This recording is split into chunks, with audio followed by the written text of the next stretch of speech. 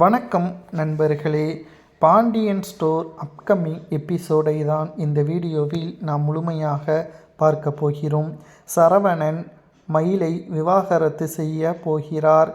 மயில் செய்த கலகம். அதிகாலை பொழுது விடிந்தும் விடியாமலும் பாண்டியன் வீட்டு கதவு பலமாக தட்டப்பட்டது. வாசலில் மயில் நின்று கொண்டிருந்தார். தன் கணவர் சரவணனை வெளியே வருமாறு சத்தம் போட்டு கூச்சலிட்டு கொண்டிருந்தார். என்னை வீட்டை விட்டு துரத்த நீங்க யார்? நான் இந்த வீட்டு மருமகள் என்று கத்தி அக்கம் பக்கத்தினரை கூட்டிட்டு வந்தார். இதை கண்டு பாண்டியன் குடும்பத்தினர் நிலைகுலைந்து போகினார். கோமதியின் கோபம்.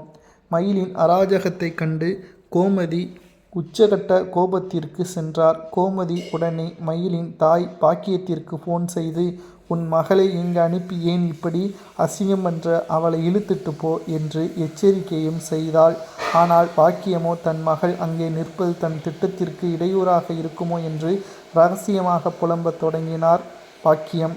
சிறை வைக்கப்பட்ட பாண்டியன் குடும்பம். மயில் எங்கே வீட்டிற்குள் நுழைந்து விடுவாரோ என்ற பயத்தில் கோமதி கதவை பூட்டி வைத்தார். பாண்டியன் மௌனமாக இருக்க கோமதி அவரிடம், இவளை மட்டும் உள்ளே விட்டா நாம் தூங்கும்போது நம்ம தலையில் கல்லை போட்டு என்னதாவது செஞ்சிருவா, நிச்சயமாக மயிலை நம்பக்கூடாது என்று பாண்டியன் குடும்பத்தினிடம் கோமதி கூறுகிறாள்.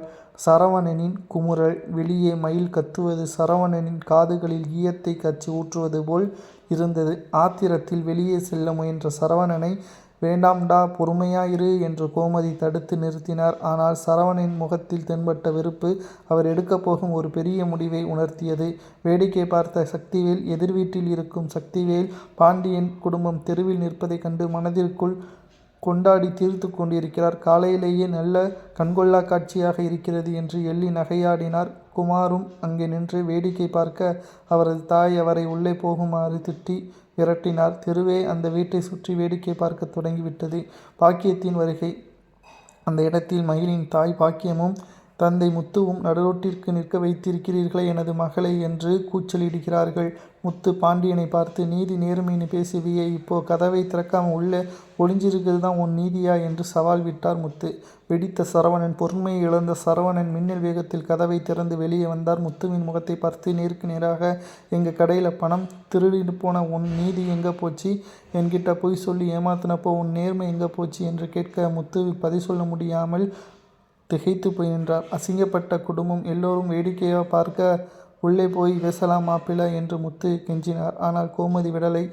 உள்ளே விடாதேடா, இவங்களை அடித்து துரத்து என்று கத்தினார்.